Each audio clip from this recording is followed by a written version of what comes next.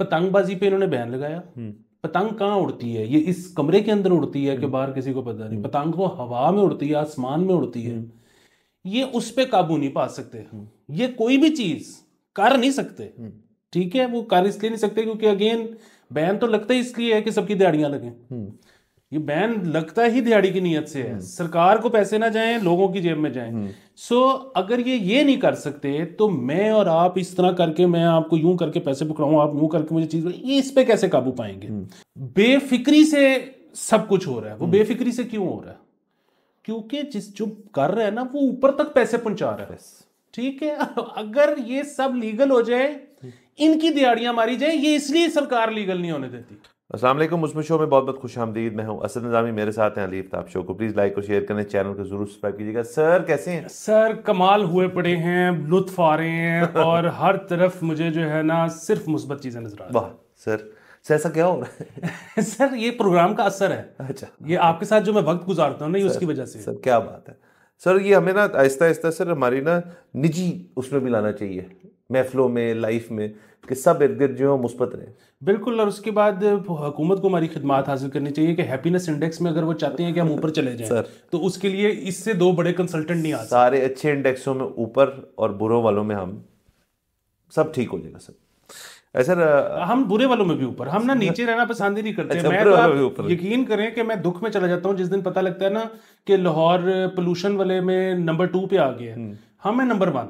अच्छा, हमारी हर चीज नंबर 1 है। बिल्कुल सर। और सर आपको याद होगा वो हमें एक और लतीफ़ा अभी पिछले हफ्ते ही पता चला कि ये जो डेमर बादशाह डैम है, हमारे एक और, आपको पता है हर जगह हम फिर रहे होते हैं, शोज़ कर रहे होते हैं, गेस्ट हर वक्त आ रहे होते हैं, तो उन्होंने, एक साहब आए हुए थे हमारे शो पे, उन्होंने हमें बताया कि डेमर बादशाह डैम जो है उसको एक वो रॉक वॉल डैम की तजवीज़ थी, लेकिन वो किसी और किस्म का डैम रहा, इस किस्म की उनकी टेक्निकल बात थी। बट वो कह रहे थे कि उसकी वजह ये है कि ये हमारे खित्ते का या शायद दुनिया का सबसे हाईएस्ट इस किस्म का वॉल बेस्ड डैम होगा, इसलिए ये बनाया जा रहा है। सर ये जो आदत है ना कि यार बेस्ट एंड बिगेस्ट, ये हमारे खून में है। बिल्कुल। सो वो जो था ना उसमें ये था कि वो क्योंकि सेस्मिक जो है वहाँ पे ट्रेमर्स बहुत ज़्यादा आते हैं उस इलाके में, मतलब महीने के एवरेज 300। तो वो इसलिए कह रहे थे कि जो वहाँ का पत्थर है उसी को फेंक फेंक के आप मॉडरेट हाइट पे ले आए, बजाय कि आप वॉल बिल्ड करें दुनिया की सबसे बड़ी। उसमें लचक रहेगी थोड़ी सी, उसमें लचक रहेगी। सो वॉल बिल्ड करने में एक तो जो खर्चा है वो 5 टाइम्स ज़्यादा है। हाँ। दूसरी चीज कि उसकी जो कंप्लीशन पीरियड है वो भी कुछ 30 साल का या 20 साल का। हाँ, क्योंकि उसके अंदर जितना कंक्रीट वो डालेंगे उसके बाद उसको ठंडा होने में तकरीबन को 10 साल से ठंडे, 5 साल ठंडे होने में लग जाएंगे। बिल्कुल। और एंड में अगर वो वॉल टूटी तो हम जो हैं वो चले जाएंगे कोई 150 साल पीछे। हाँ। क्योंकि वो सखर तक सारा कुछ खत्म हो जाएगा, मतलब हर किस्म की हयातियात खत्म हो जाएंगी। लेकिन अगर हमने वो ना किया तो फिर हम वर्ल्ड में नंबर 1 कैसे सर कैसे हो गए?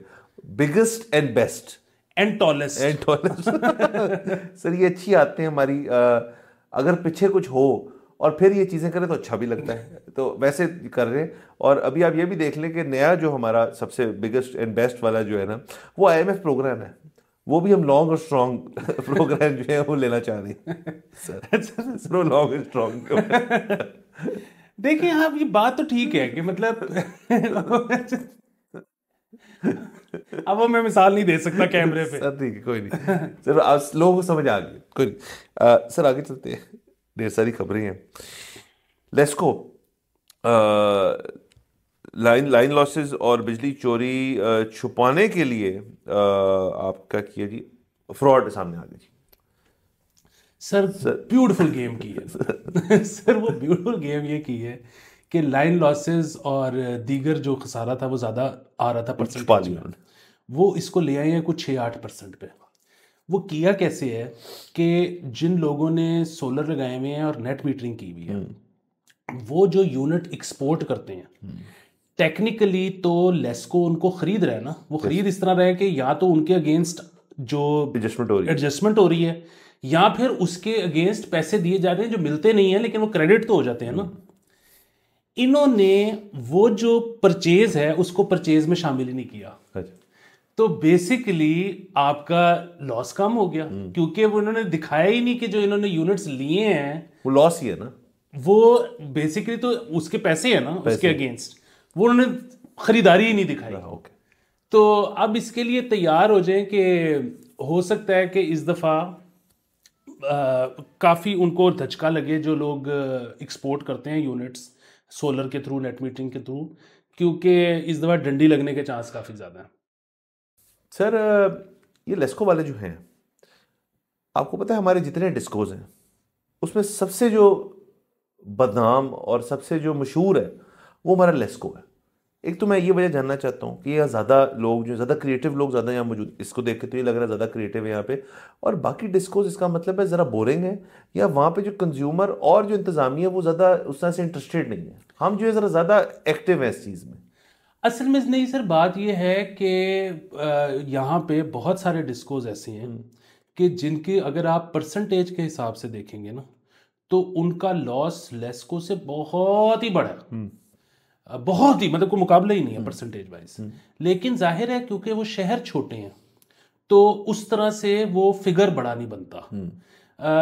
लाहौर जो है वो बहुत बड़ा शहर हो गया है और वो हो ही जा रहा है बड़ा, तो यहाँ पे वो नंबर बहुत बड़ा बन जाता है। हालांकि इधर लॉसेस, मतलब यहाँ पे तो गुड कस्टमर्स बहुत ज्यादा हैं, यहाँ पे तो बहुत सारे ऐसे लोग हैं जो कि कुंडा भी नहीं डालते और बिल भी टाइम पे देते हैं, और जितनी तमाम हाउसिंग सोसाइटीज में हो ही नहीं सकता ये, तो इसलिए सर होता तो है वो तो आपकी लाइन मीटर के साथ, रीडर के साथ सेटिंग है।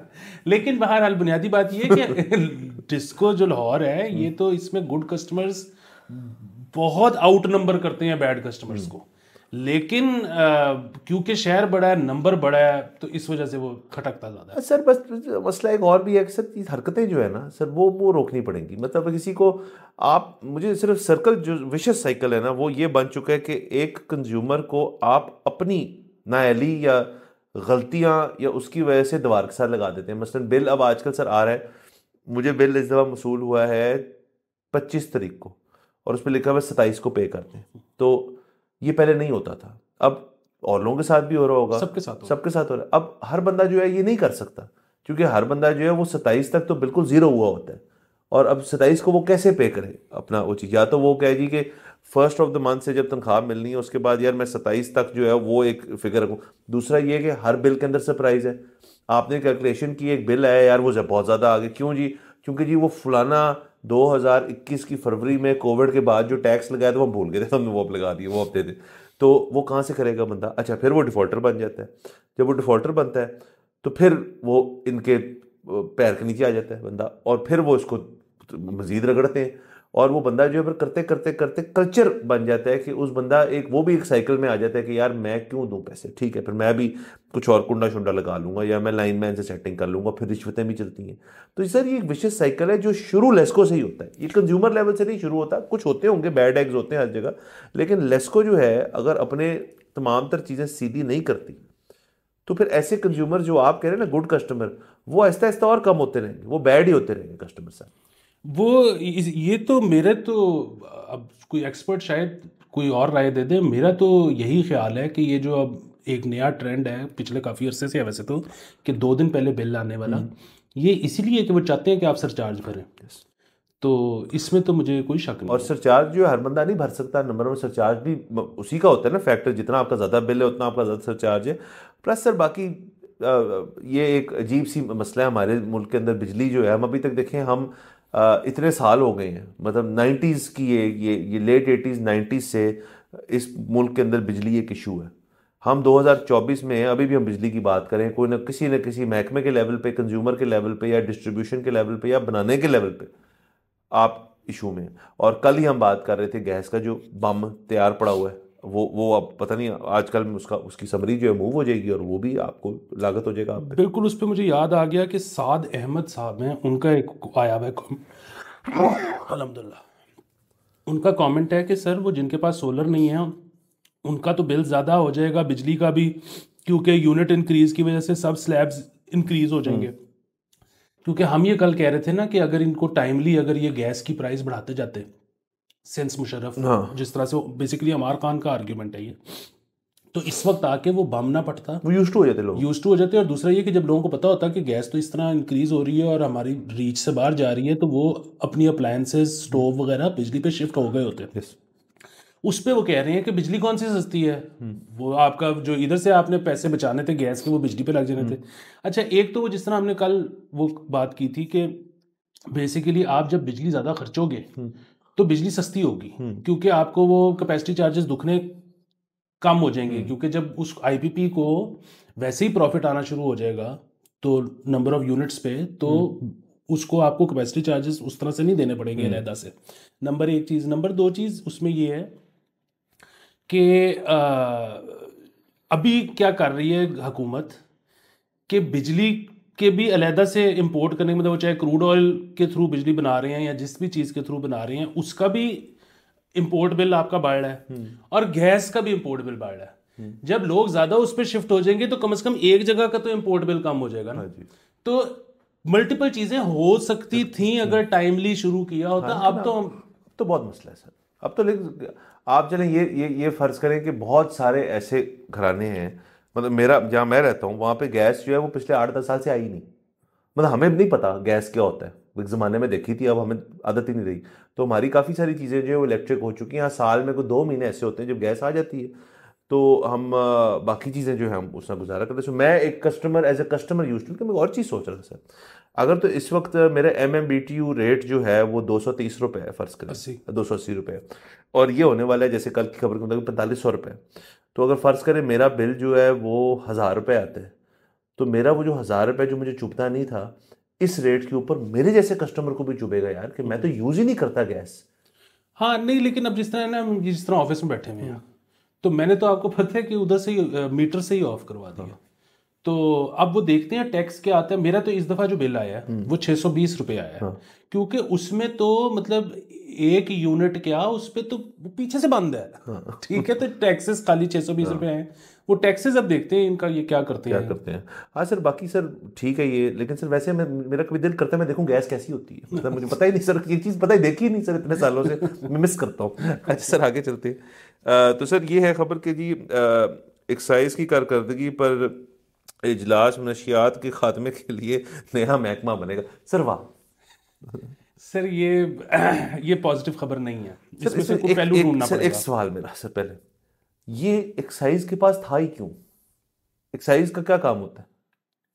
सर दूसरी चीज़ ये है कि अगर ये मंशियात का ख़ात्मा करना चाहते हैं ना, ख़ात्मा तो खैर हो नहीं सकता क्योंकि दुनिया का कोई मुल्क नहीं है जहाँ पे ना हो। मतलब कहने वाले ये कहते हैं कि जो शौकीन लोग होते हैं ना, वो दुबई और कतर और सऊदीया में भी अरेंज कर लेते हैं। Sir I am sure. हाँ, मतलब तो ख़त्म तो ये नहीं हो सकता, हाँ कम हो सकता है। कम करने का सिर्फ और सिर्फ एक तरीका है, वो है लीगल कर दो, दुकान पे खड़े होके मिल जाए सब कुछ, सब ठीक हो जाएगा उससे। उसकी एक वजह आप देखें, ये कल आपने एक खबर दी थी जी, और वो आपने ये दी थी कि जी लिकर नहीं मिल रही इस वक्त बार्स पे जो होटल्स के अंदर होती हैं, और उसकी वजह ये कि एक्साइज में गार्ड चेंज हुआ है। बेसिकली एक्साइज में ये ना मिलने वाली खबर हमारे कुछ जानने वाले हैं, उन्होंने बताई थी, हमें क्या पता हो। हाँ, लेकिन ब्रेक आपने इन्वेस्टिगेशन हमने करके दी थी कि वजह ये है, ताकि वो उनको भी पता हो कि वजह क्या है। बिल्कुल। तो अब जो है ना, उस पर बुनियादी बात ये है कि एक तो ये कि आजकल भी मतलब अगेन नॉन मुस्लिम्स के लिए होती है, तो वो तो उनको तो ज़रूरत नहीं है एहतराम रमज़ान की, नंबर एक चीज़। नंबर दो चीज़ ये कि हो सकता है कुछ मुस्लिम्स भी ऐसे हों जो पार्टेक करते हों रमज़ान में भी इस तरह की चीज़ में। अच्छा, तीसरी चीज़ ये है कि अभी ईद आने वाली है और उसमें आपको पता है कि मतलब अगेन बहुत ही लानती चीज़ है शराब, और इसके करीब भी नहीं जाना चाहिए, लेकिन हमें पता है कि ईद पे और चांद रात पे इसकी कंजम्पशन बढ़ जाती है। हाँ, वो एक सब लोग अपने आप को तमगा देते हैं कि यार एक पूरा महीना हमने परहेज किया तो अब हम जरा खुलेंगे। ठीक है, उनकी बिल्कुल मर्जी है। ठीक है। अच्छा, अब प्रॉब्लम सिर्फ ये है कि अगर ये मसला तब तक हल नहीं होता तो आपके ख्याल में जब नहीं मिलेगी तो लोग इसमें मतलब पार्टेक नहीं करेंगे? नहीं, जितनी शॉर्टेज होगी वो 2 नंबर से कवर की जाएगी। 2 नंबर पी के लोग अंधे भी होंगे, किडनियां भी फेल करवाएंगे, मरेंगे भी। ठीक है। अच्छा, अब दोबारा से एक बहुत बुनियादी सवाल, पाकिस्तान में आपने अगर कोई एक कारोबार करना है लीगल तरीन, ठीक है, जिसमें कोई इलीगैलिटी ना हो, जिसमें कोई अखलाकियात का मसला भी ना हो, क्या आप रिश्वत दिए बगैर कर सकते हैं? नहीं कर सकते ना। तो अब मुझे आप ये बताएं कि मैं ये कैसे मान लूं कि एक इलीगल शराब पाकिस्तान में इलीगल है, शराब का धंधा हो और बगैर रिश्वत के हो रहा हो, ये कैसे हो सकता है? नहीं, वो उसकी तो बुनियाद ही वो है सर। ये जो सारा मसला जो हमने कल डिस्कस किया, चेंज ऑफ गार्ड वगैरह, ये है क्या? रेट रेट डिसाइड हो रहा है जी, कि पूरे साल का रेट डिसाइड हो रहा है कि जी मैं आया हूं तो मुझे अब बताओ इतना इतना मुझे हर महीने दो। अब बात यह है कि ये जो इलीगल बिकेगी इसमें हिस्सा और ज्यादा ऊपर जाएगा, क्योंकि वो तो लीगल का हिस्सा है ना, इलीगल का हिस्सा उससे भी ज्यादा है। ये जो लोग अंधे होंगे, किडनियां फेल कराएंगे और मरेंगे, ये वो सारे पैसे के लिए मरेंगे जो कि बेसिकली बूट लेगर से जाली बनाने वाले से बूट लेगर से पुलिस, पुलिस से एक्साइज, एक्साइज से सियासतदान, सियासतदान से ऊपर, हाँ, ये सारा इसमें शामिल है। और ये सारा वो पैसा था जो लीगली आगे ये मिल रही होती, ये हुकूमती खजाने में जाना था। ये हुकूमती खजाने में नहीं जा रहा, इसका 1 रुपया भी नहीं जाएगा, ना टैक्स ना असल की प्राइस, क्योंकि ये 2 नंबर है, और ये सारा इनके जेबों में जाएगा। और सर ये वाली जो खबर है, देखें इसमें अब तमाम नशियात की बात कर रहे हैं, जिसके अंदर ज़ाहिर शराब, चरस, बाकी जो आपके क्लास ए नारकोटिक्स हैं, जो कि चले जो पूरी दुनिया में कहीं पे भी लीगल नहीं है। वीड वगैरह जो है वो चंद ममालिक में अब लीगलाइज होना शुरू हो गई, उसका एक रुझान उस तरफ हो गया, और वो अच्छी एक बुनियाद है। अगर आप उसकी इकोनॉमिक्स और उसकी जो थॉट प्रोसेस है, अगर आप इंडिपेंडेंट ऑब्जेक्टिवली ज़रा उसको प्रैग्मेटिकली देखें यार कि इन्होंने कैसे इस चीज़ को अचीव किया और मुआशरे को क्या हुआ उसके बाद, तो आप समझ सकते हैं कि उसको करने के क्या तरीक़ेकार है। दूसरा, आपने जिक्र किया कि ये जो एक लॉस है, ये तो अभी सर एक दफ़ा कल ही हमने बात की थी, वो मैंने कंफर्म कर ली बात, ये तो एक और वजह से हो रहा है। अभी जून में जब इनका रिन्यूअल आना है तो तब परमिट्स का तब फिर ये एक चीज़ होगी, फिर से तब अगेन चीज़ें डिसाइड होंगी। और सर अगर तो देखें ना, असल में मसला ये है कि एक चीज़ को तस्लीम करने की ज़रूरत है। ये प्रोडक्ट हमारे मुल्क में हर जगह जो है, हमारे शहर में ज़्यादातर, क्योंकि शहर टू शहर वेरी करती है, ये नॉन मुस्लिम्स के लिए यस, लेकिन इसका ये मतलब तो नहीं है ना कि मुसलमान जो हैं वो पार्टेक नहीं करते। ये आपको भी पता है, हमें भी पता है कि है। तो ये एक असलियत है, एक रियलिटी है। तो या तो आप फिर इसके अंदर वो वाली अप्रोच ले लेना कि नहीं ये हो ही नहीं सकता कि कोई इस तरह कर रहा हो। नहीं, क्यों नहीं हो सकता, ये इस तरह चल रहा है। जब जितनी जल्दी उस चीज़ को आप तस्लीम कर लेंगे और उसके बाद जितनी जल्दी इसको लीगलाइज कर देंगे, उतना ही होगा कि आपके जो ये इश्यूज हैं, ये बाकी सारे जो है वो ख़त्म होना शुरू हो जाएंगे और रेवेन्यू बढ़ जाएगा। और प्लस आपको किसने कहा है कि अभी जो कीमत है जिस पे बिक रही है उसी पे आप इसको बेचें? आप इसको बढ़ाएं, इसको और महंगा करें, ताकि फिर आपका असल में सेपरेशन होगी जी, फिल्ट्रेशन हो जाएगी। फिर जिस बंदे ने करना है वो करेगा, जिसको है, जिसके पास पैसे नहीं वो नहीं करेगा। सर मैं तो इसमें यहाँ तक जाऊँगा कि क्लास ए ड्रग्स को भी लीगल कर दें, ठीक है, दुकानें बनाएं, वहाँ पे बेचें। उसकी वजह मैं आपको बताता हूँ। इस रियासत की रेट ये है कि पतंगबाजी पे इन्होंने बैन लगाया। पतंग कहाँ उड़ती है? ये इस कमरे के अंदर उड़ती है कि बाहर किसी को पता नहीं। पतंग वो हवा में उड़ती है, आसमान में उड़ती है। ये उस पे काबू नहीं पा सकते। ये कोई भी चीज कर नहीं सकते, ठीक है। वो कर इसलिए नहीं सकते क्योंकि अगेन बैन तो लगता ही इसलिए है कि सबकी दिहाड़ियां लगें। ये बैन लगता ही दिहाड़ी की नीयत से है, सरकार को पैसे ना जाएं, लोगों की जेब में जाएं। सो अगर ये नहीं कर सकते तो मैं और आप इस तरह करके, मैं आपको यूं करके पैसे पकड़ाऊं, आप यूं करके मुझे चीज, ये इस पे कैसे काबू पाएंगे? अगेन यहाँ पे जो क्लास ए ड्रग्स जिनकी आप बात कर रहे हो, वो कितने का कट है यहाँ पे, उसमें कट होते हुए क्या क्या चीज मिल रही है, उस पे लोगों का बेड़ागर्क क्या हो रहा है। उससे बेहतर नहीं कि वो बिल्कुल ठीक वाली चीज ले लें। नंबर एक चीज, वो बिल्कुल ठीक वाली चीज लेंगे, एक और चीज आपका पूरा पैरेलल साथ बिजनेस खड़ा होगा रीहैब्स का।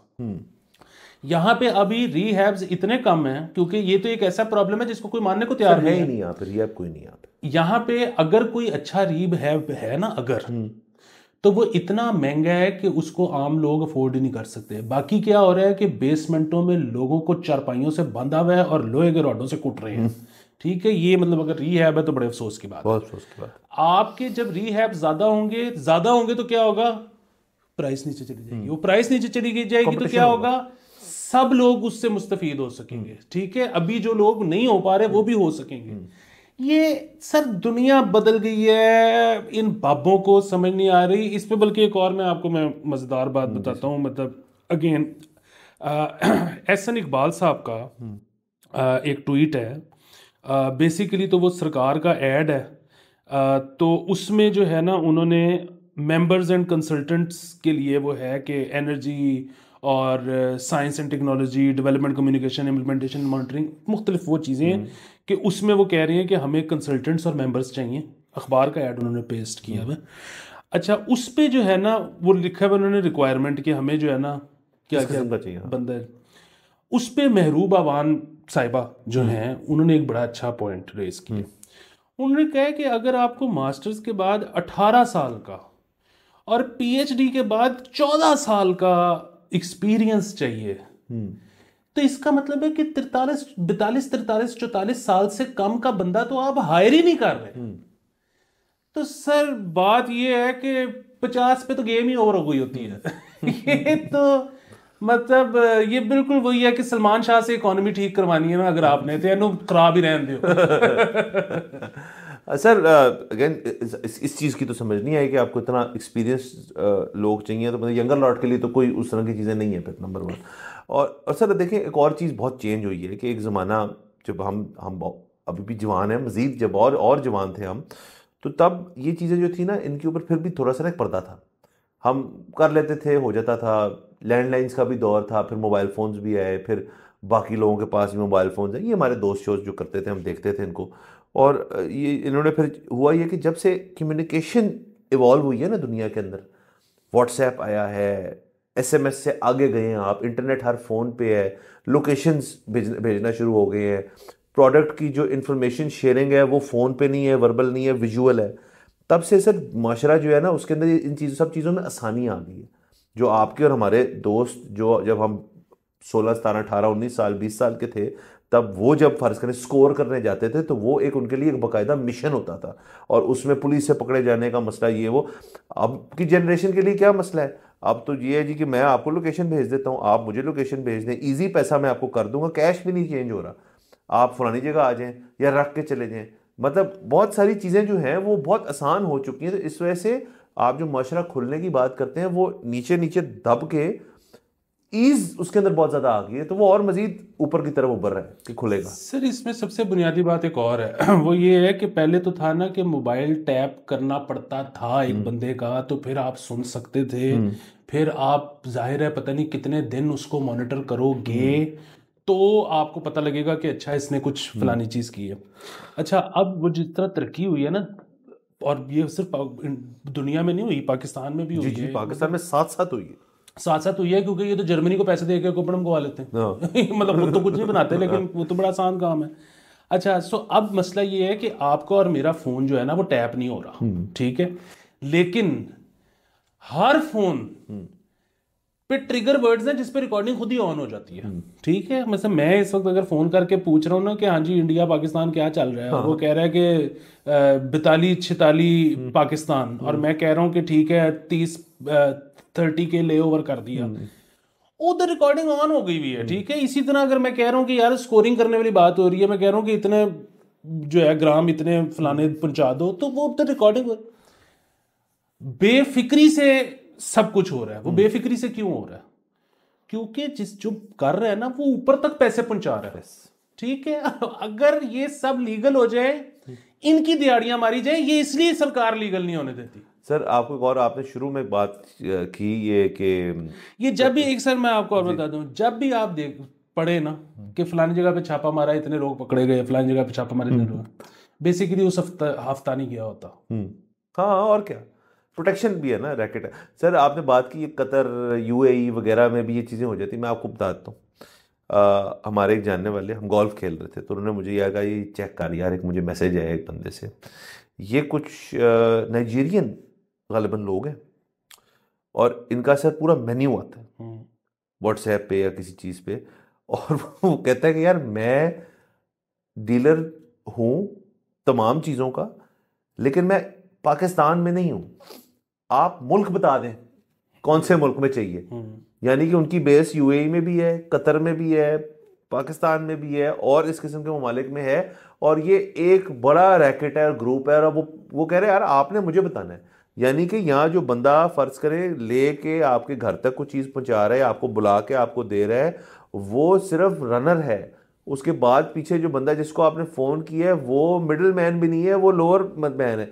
उसके बाद मिडिल मैन है जो फर्स्ट करें आपका रीजनल हेड है, फिर कंट्री हेड है, फिर आपका कॉन्टिनेंट का ग्लोबल हेड है जो आपको ये सारी चीज़ें भेज रहा है। तो आप इसकी जो सिस्टम देखें सारा, वो किस किस्म का है।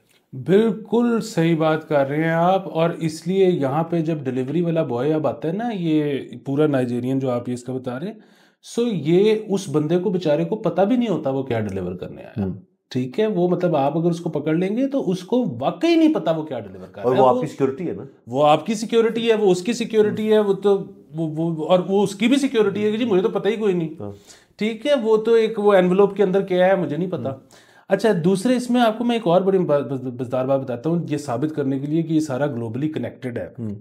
कि एक वो आपने ज़रूर, आपको तो पता ही है, आप तो प्रॉफिट निकालते हैं, कि वो जो एक होता है ना बिग मैक के थ्रू जो आप डिटरमिन करते हो, बिग मैक मैकडोनल्ड्स का, उसके थ्रू आप डिटरमिन करते हो कि किसी भी मुल्क में कितनी इन्फ्लेशन। यस, वो ये है कि जी अगर अमेरिका में बिग मैक इतने का है और आप अपनी करेंसी में जब डॉलर को कन्वर्ट करते हो, और अगर उतने का ही मतलब अगर सपोज बिग मैक अमेरिका में मुझे नहीं पता कितने का है, लेकिन अगर $5 या $2 का है, ठीक है, तो $2 कितने बने, 280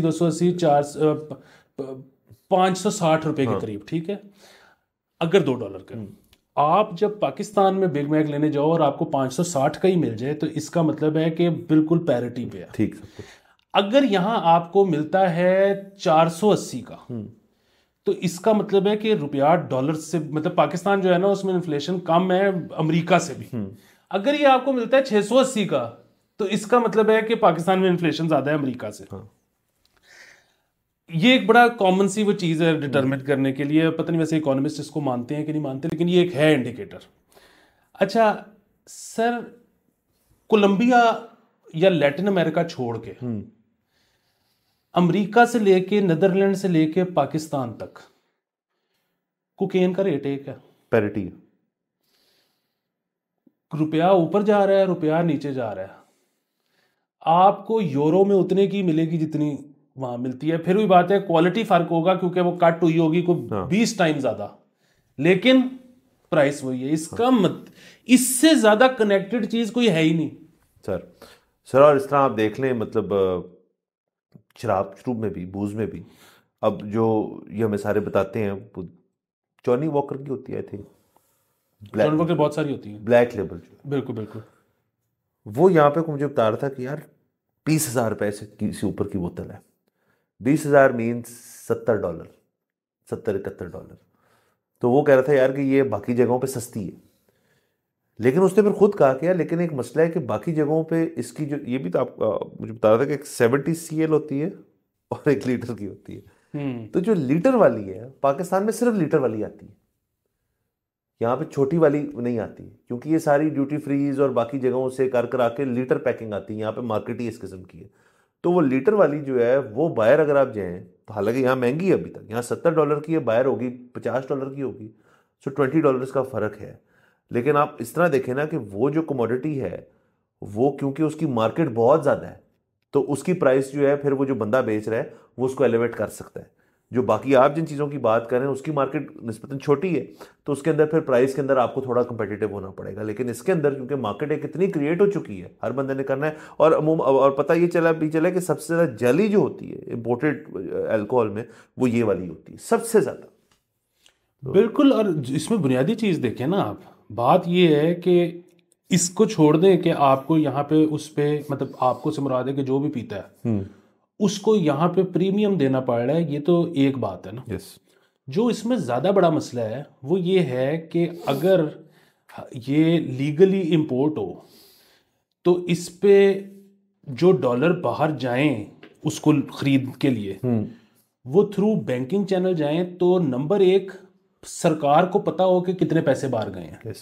नंबर 2, उस पर जब टैक्स कटे तो वो सरकार की जेब में जाए। नंबर 3, जब उसका रेवेन्यू आए तो वो भी सरकार को। अभी क्या हो रहा है कि ये तो स्मगलिंग हो रही है, तो उसमें जो रेवेन्यू जा रहा है, जो इधर से डॉलर जा रहे हैं, वो भी आपको नहीं पता, जो आ रहे हैं उसका भी हुकूमत को कुछ नहीं मिल रहा। प्रीमियम जो आप पे कर रहे हो ना, मैं आपको तकरीबन दावे से ही कह सकता हूं कि वो जो आप प्रीमियम पे कर रहे हो वो बूटलेगर की जेब में नहीं जा रहा, वो ये सारे लेके जा रहे हैं अपनी जेबों में। और सर प्रीमियम देखें ना, सिर्फ इस चीज़ का नहीं दे रहे आप कि आपको एक चीज़ जो है आपको मिल रही है, आपको वो चीज़ मिल रही है एक ऐसे मुल्क में मिल रही है जहाँ वो बैन है, घर तक मिल रही है आपको।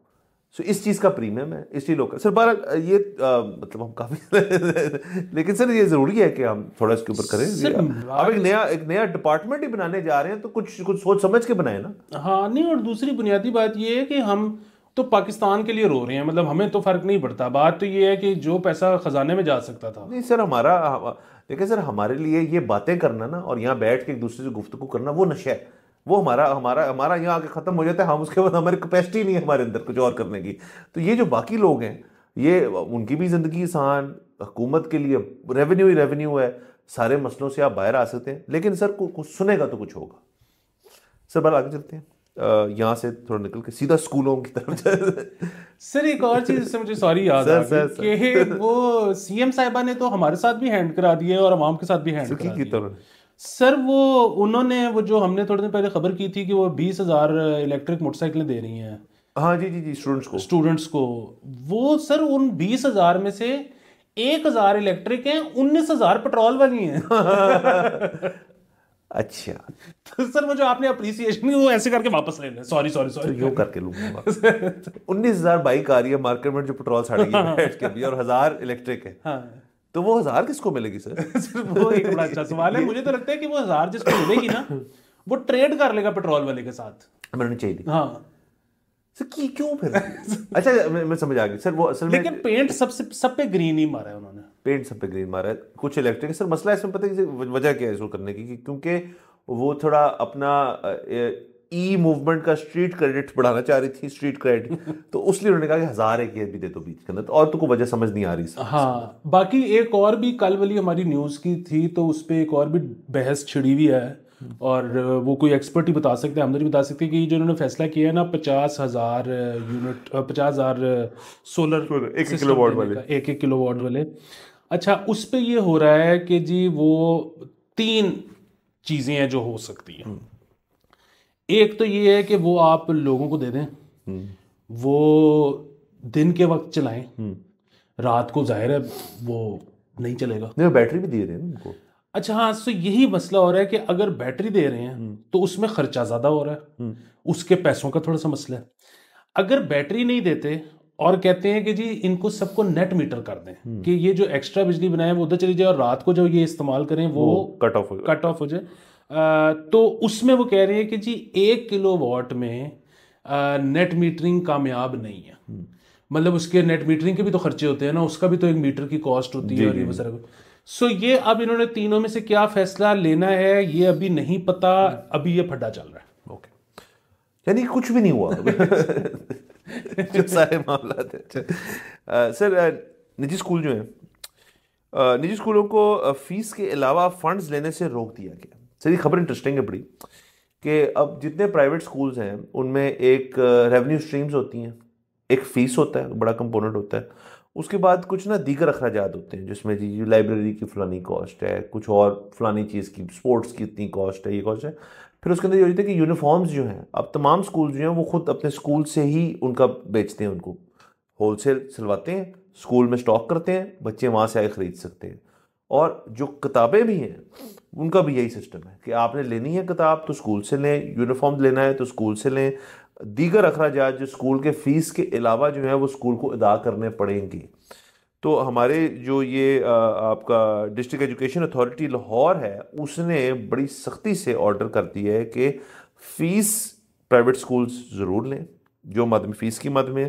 उसके अलावा पेरेंट्स की मर्ज़ी है वो किताबें जहाँ मर्ज़ी से लें, वो यूनिफॉर्म जहाँ मर्ज़ी से लें, और वो जो दीगर अखराजात हैं आपके, मतलब फ़र्ज़ करें इस तरह के भी अखराजात होते हैं कि कुछ तमाम निजी स्कूलों में नहीं, कुछ स्कूलों में होता है जी कि हमारा एनुअल इवेंट है तो उसके अंदर हर बच्चा इतना कंट्रीब्यूट करता है। ये तमाम में नहीं होता, मतलब कुछ में मैं बता रहा हूँ, मैंने देखा होता है। उसके अलावा और वेरियस अखराजात होते हैं तो उनसे उनको मना कर दिया गया। इनफैक्ट ये भी कहा गया है कि इनको इसकी खिलाफ वर्जी के ऊपर कुछ शिक 9 और 11 है इस कानून की जो इनके ऊपर लागू होंगी, उनके ऊपर स्ट्रिक्ट एक्शन लिया जाएगा। पेरेंट्स को आप इस तरह से दबाव डालना बंद करें। एक पेरेंट की मर्जी होनी चाहिए कि वो ओल्ड बुक शॉप जाके किताबें ले ले अपने बच्चे के लिए, अगर उसको अफोर्ड नहीं करता तो उसको हक हासिल होना चाहिए। यूनिफॉर्म अगर उसने बच्चे ने नहीं लिया वहाँ से और बाहर से खुद से अपनी किसी दर्जी से सिलवा लिया, सस्ता पड़ेगा उसको, तो ये उसका मैंडेट है, इसको करने देगा आपको। तो ये निजी स्कूलों के ऊपर फिर से एक चीज़ शुरू हो गई है। इस पे वो एहतजाज ज़रूर करेंगे। और मसला अगेन वहीं पे आके आ जाता है कि जो निजी स्कूलों का हमेशा से मौक़िफ़ रहा है कि जी हम एक प्राइवेट एंटिटी हैं और हम एक प्राइवेट बिजनेस हैं, और हमारी रेवेन्यू स्ट्रीम्स जो हैं वो अनलिमिटेड हो सकती हैं, जो वो हमारी मर्जी है। अगर कोई क्लाइंट है हमारा, क्लाइंट के तौर पर ट्रीट करें, अगर वो अनविलिंग टू पे है, और तो उनके पास पूरी अथॉरिटी है कि वो यहाँ से अपना नाम रोल से हटवा दें और हमारे स्कूल ना अटेंड करें। ये उनका मौक़िफ़ है, सरकारी मौक़िफ़ ये है जो भी वो कहें। ये बात ना बिल्कुल आपने वैसे सम अप कर दी है इसको, जी क्योंकि बुनियादी बात ये है कि एक तरह से तो ये ज्यादती है, इसमें कोई शक नहीं कि बच्चे को फोर्स करना कि यहीं से सब कुछ खरीदो। और वही चीज़ है कि यहाँ पे so I don't know if you are suppose to मतलब से दिस ऑन कैमरा या नहीं, लेकिन यहाँ पे तो आपको पता है ना कि जो आपके OA लेवल्स वगैरह के जो किताबें हैं वो आपको पता है ब्रिटिश काउंसिल की होती हैं। सो यहाँ पे उसकी बड़ी सख्ती की जाती है कि कोई पायरेटेड पायरेटेड ना किताब करें, इस्तेमाल ना करे, लेकिन मिलती है। लेकिन मिलती भी हैं। और फिर वही बात है कि सख्ती भी बिल्कुल ठीक है, क्योंकि वो ब्रिटिश कहते हैं कि जी मतलब क्या सिस्टम है आपका, ये तो मतलब पायरेसी तो पूरी दुनिया में इलीगल है। अच्छा, या उनकी किताबें बहुत महंगी हैं।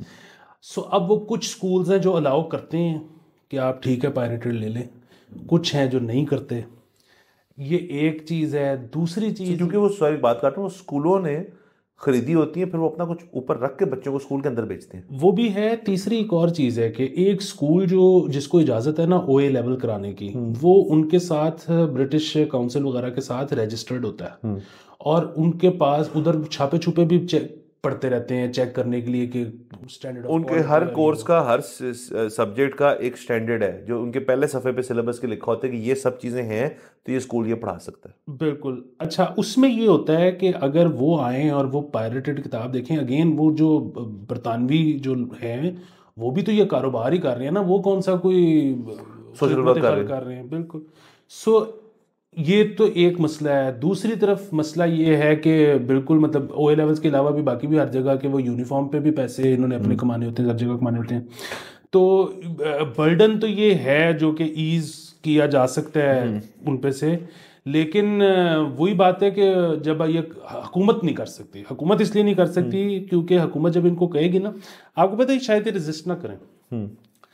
प्राइवेट स्कूल कहे कि जी अच्छा ठीक है हम ख़त्म कर देते हैं, हमने तो अपनी 4 इनकम स्ट्रीम्स रखी हुई थी, क्योंकि हमें ये लगता है कि जितना हम काम कर रहे हैं हमारा प्रॉफिट इतना होना चाहिए। अब अगर आप 3 ख़त्म कर रहे हैं तो बिल्कुल ठीक है, हम अपनी फीस इतनी बढ़ाने बढ़ा लगे। देते हैं। क्या कर लोगे आप? सो सरकार सिर्फ एक काम कर सकती है, पब्लिक स्कूल अच्छे कर सकती है। सर देखें, अगर एक पब्लिक स्कूल ऐसा हो, देखें इनमें से प्राइवेट स्कूल्स के अंदर दो तीन वजूहत हैं जिसपे पेरेंट्स जो हैं अपने आप को बिल्कुल थिन स्प्रेड करके तकरीबन अपने तमाम एस्पिरेशंस और शौक सब कुछ ख़त्म करके पैसे जमा करके बच्चों को प्राइवेट स्कूल में पढ़ाते हैं। उसकी वजह ये है कि सबसे बुनियादी बात, और ये मैं बिल्कुल भी उस तरह की बात नहीं करना चाह रहा, साउंड नहीं करना चाह रहा कि लोग बड़े लिटरेस्ट होते हैं और ये वाली बात है, बट गर्मी बहुत पड़ती है हमारे शहर में। प्राइवेट स्कूल्स अपने क्लासरूम्स के अंदर एयर कंडीशनिंग का सिस्टम रखते हैं, तो पेरेंट्स को होता है यार कि अगर मैं इतना सा इस हेड में से अपना मंथली बजट कम करूंगा तो मेरा बच्चा जो है वो ऐसे स्कूल में जा सकता है जहाँ पे एयर कंडीशनिंग उसको मिलेगी, तो वो पढ़ बेहतर सकता है, वो इस माहौल में पढ़ सकता है। सो इस चीज़ की बहुत मद्देनज़र रखी जाती है। ये एक चीज़ है जो लोग सोचते हैं। उसके अलावा वो कहते हैं यार कि एक सॉर्ट ऑफ स्टेटस सिंबल के तौर पर लोग कहते हैं कि आपका बच्चा अच्छे कहाँ पढ़ते हैं, तो पेरेंट्स भी कहते हैं यार मेरा बच्चा यहाँ पढ़ता है। ये भी लोग बहुत इसको कंसिडर करते हैं। ये सारी चीज़ें क्यों हैं? ये सारी चीज़ें इसलिए हैं क्योंकि आपका जो पब्लिक स्कूल सिस्टम है उसमें तो ढेर सारे ऐसे स्कूल हैं जो कि इस वक्त छतों में पढ़ा रहे हैं, जिनके पास प्रॉपर वहाँ पे एजुकेशन सिस्टम ही नहीं है, प्रॉपर टीचर्स नहीं है। मतलब आप, जब मैं कहता हूँ टीचर एजुकेशन का लेवल और बाकी सारा कुछ जो है हम फर्स्ट शुरू करते हैं वहाँ से और एंड में बाकी चीज़ों पे आती हैं। आप अगर माहौल क्रिएट कर देंगे ना जहाँ पे आप इन्वायरमेंट वो निजी स्कूल के एट लेवल पे दे रहे हैं तो टीचर भी अच्छा आ जाएगा। फिर बच्चे भी कहेंगे यार कि यार वो देखो चीज़ तो ठीक दे रहे हैं वहाँ पे, तो मैं अपने बच्चे को वहाँ भेज देता हूँ, उसमें कोई मसले वाली बात नहीं है। तो ये सारा कुछ जो है ये सोचने, बल्कि इसके ऊपर बड़ी अच्छी ज़बरदस्त फिल्म सर थी जिसमें हमारी सबा कमर और जो इंडियन वो अब इंग्लिश वफात पा गए हैं, इरफान खान, वो इसी चीज़ को टैकल करती है फिल्म। तो जिसने वो फिल्म नहीं देखी, अगर इस इशू से इंटरेस्टेड है, वो फिल्म देख लें, उसकी वो कमेंट्स में हम नाम भी लिख देंगे। तो वो एग्जैक्टली इस चीज़ को करती है कि पब्लिक सिस्टम को इतना बेहतर कर दो कि ये प्राइवेट वाले जो है ये किसी जोगे ना रहे। बिल्कुल, ये जो है ना, सॉरी इंग्लिश तो मेरे ख्याल में श्रीदेवी वाली थी, इसका नाम कुछ और था, अभी याद आ जाएगा। ये बात बिल्कुल ठीक है, लेकिन वो नहीं करेंगे, सरकार कभी भी नहीं करेगी। उसकी भी मेरे ख्याल में वही वजह है कि वो जान के ख़राब रखा गया।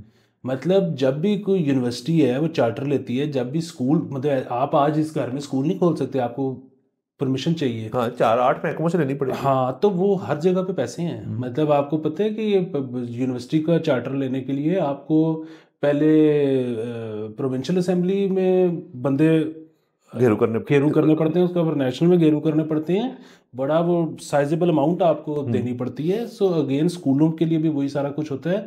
तो अगर पब्लिक स्कूल ही अच्छे हो जाएंगे तो फिर कौन नोटू देगा? तो ये सब मिली भगत है सर। ये सारे, वो कराची वाली आंटी को आपने हमेशा याद रखना है, ये सारे मिलके हमें पागल बना रहे हैं। सर एक और खबर कर ले? मेरे ख्याल में सर काफी हो गया है। सर मेरे ख्याल में काफी हो सर।